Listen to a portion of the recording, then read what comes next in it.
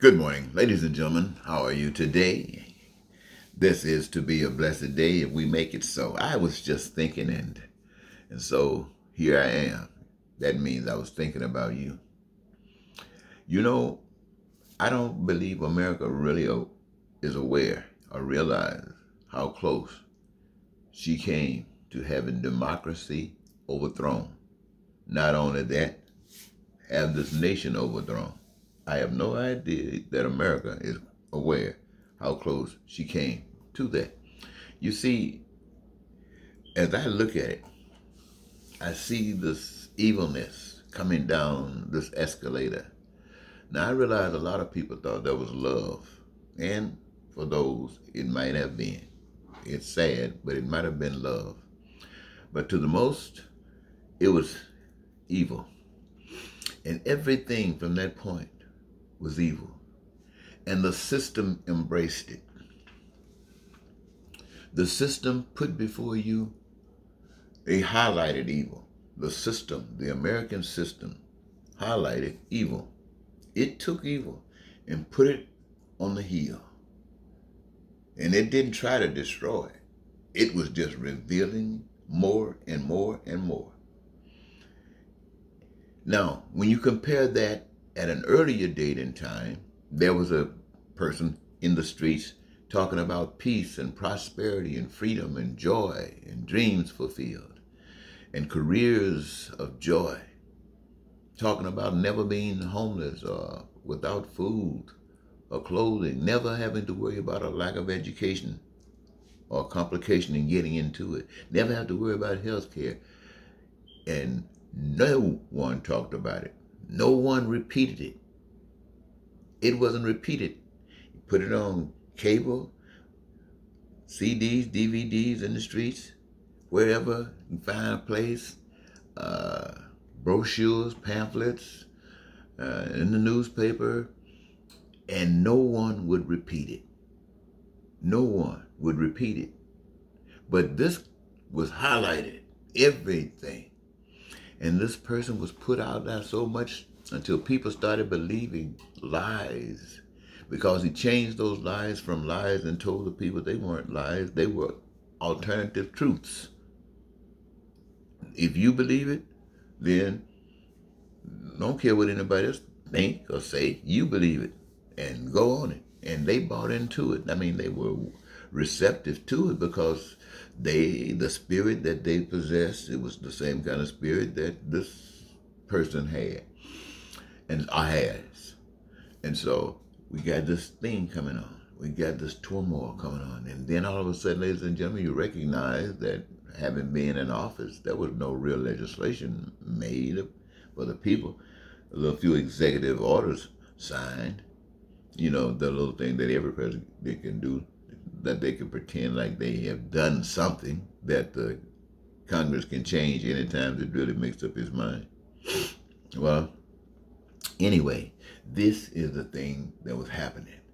The states got stacked at the court at the court levels. I mean, all across the country, wherever there was a little power, he was trying to break it up and get in the center of it.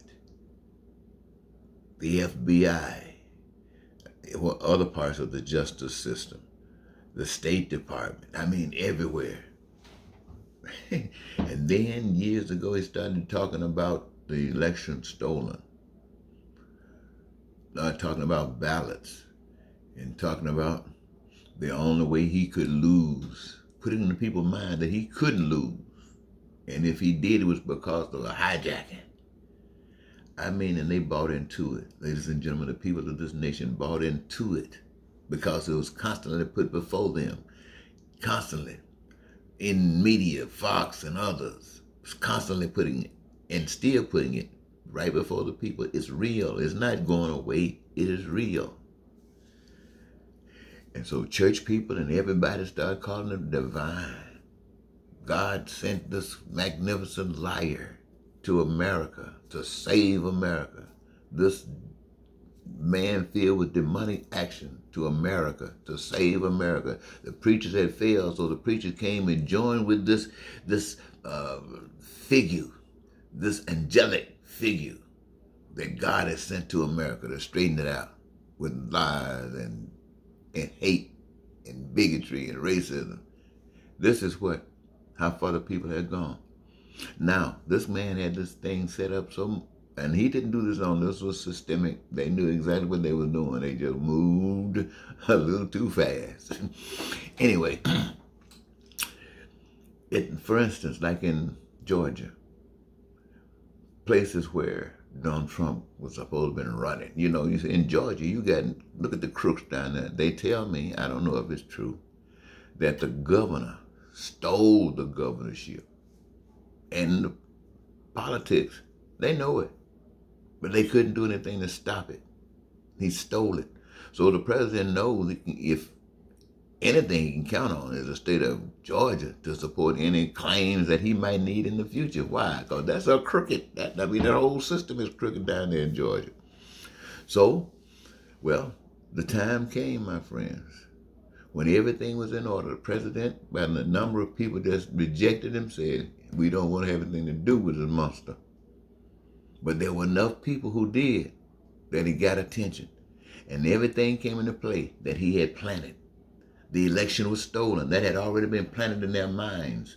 So when he started losing, the thing that they could see was the election was stolen. He said, this is the prophet, man. This is the man from God. He said the election was stolen. These people bought into that. The election stolen. The election stolen. The election stolen. They still believe it.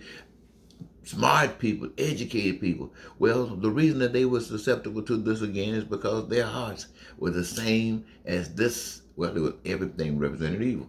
So that was evil. That was the presentation of evil. Now, they don't believe that now.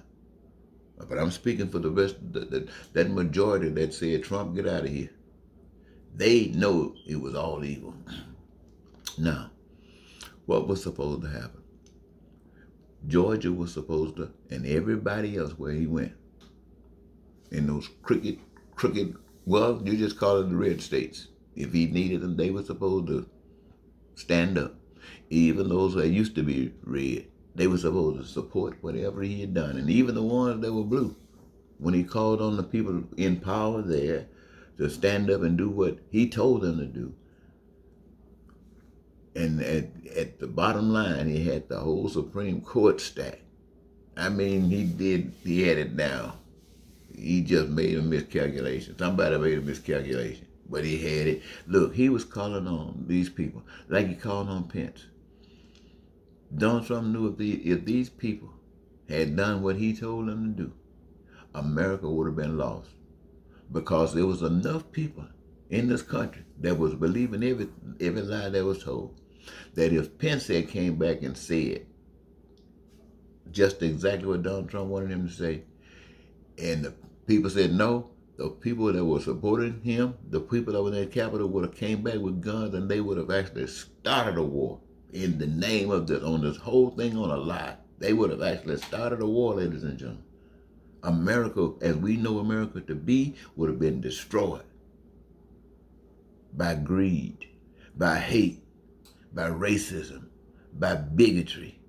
All of these kinds of negative things that would have taken place in America just because one person came back and started emphasizing the lie. And now for America to sit back and say, well, that was too bad, we almost got caught, we better go back to normalcy. Please, they say, give me normalcy. Don't you know it is in normalcy that this monster got a chance to grow? This monster wasn't created here. It has been traveling throughout time. And that seed had been planted here. And even though it had been fought over and over and over again, it was never resisted to the point of saying we're going to make sure it doesn't come again. We're going to eradicate this cancer by doing the right thing, by treating people the way they want to be treated. Everybody was made by God, and everything that is made by God has some consistency.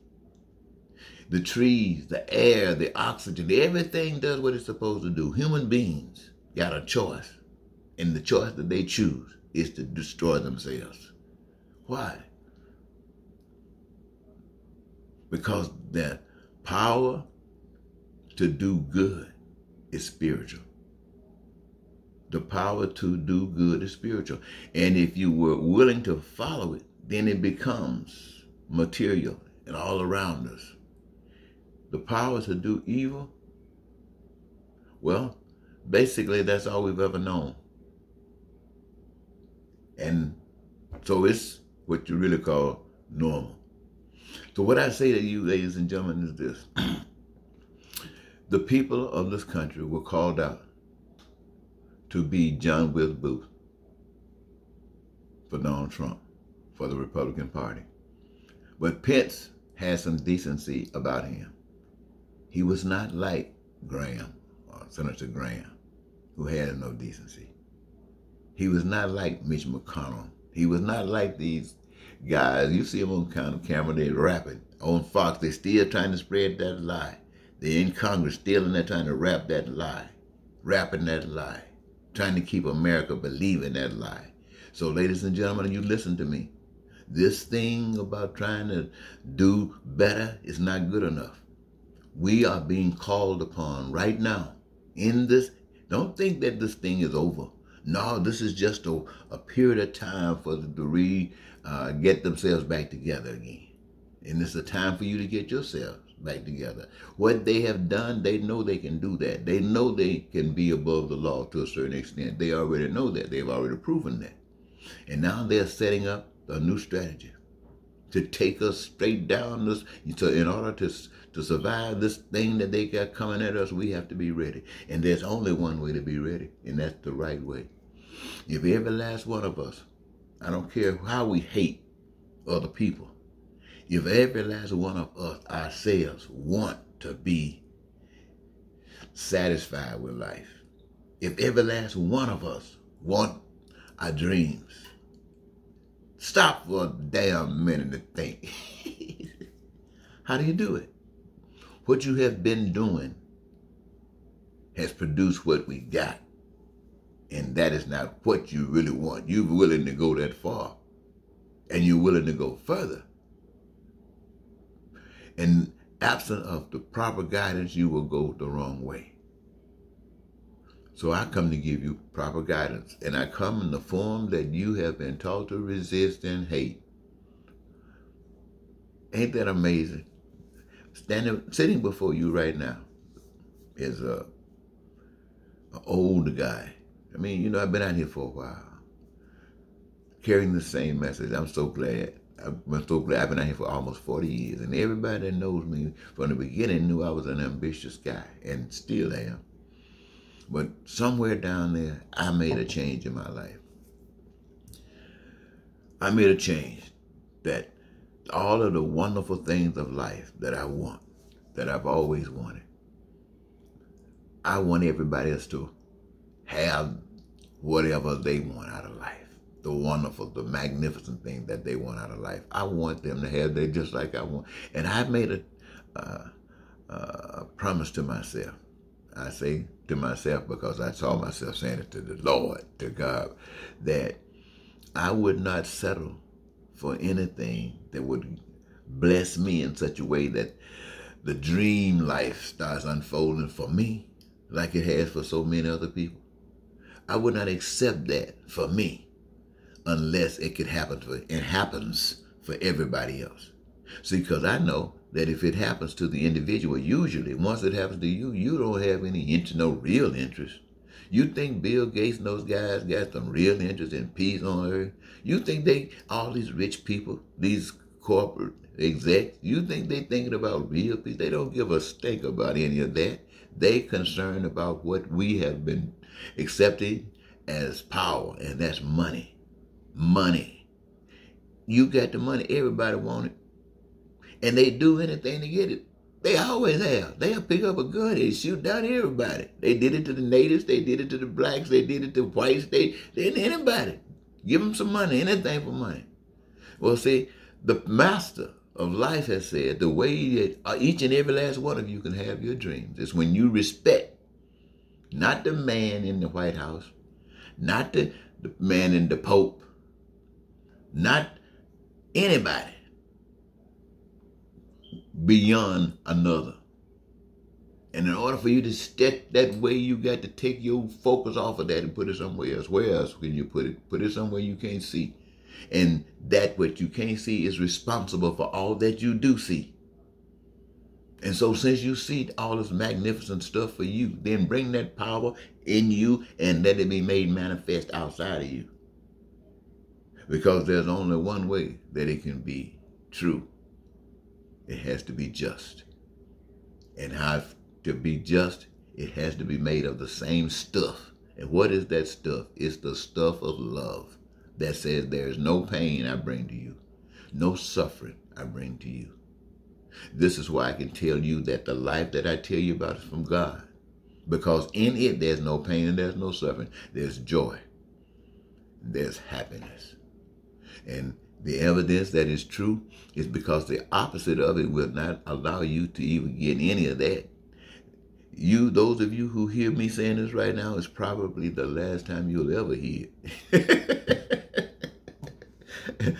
Anyway, I think I'm going to leave it there, ladies and gentlemen. I've talked to you, and I want to thank you for giving me this much of your time. It truly is amazing. Until next time, please, please, think about changing the system of America that says we're going to make sure that everybody's satisfied. And so you don't have a reason to go somewhere and pout. No, we're going to get that out of us. We're going to clean up our heads and our minds and our hearts. Until next time, goodbye.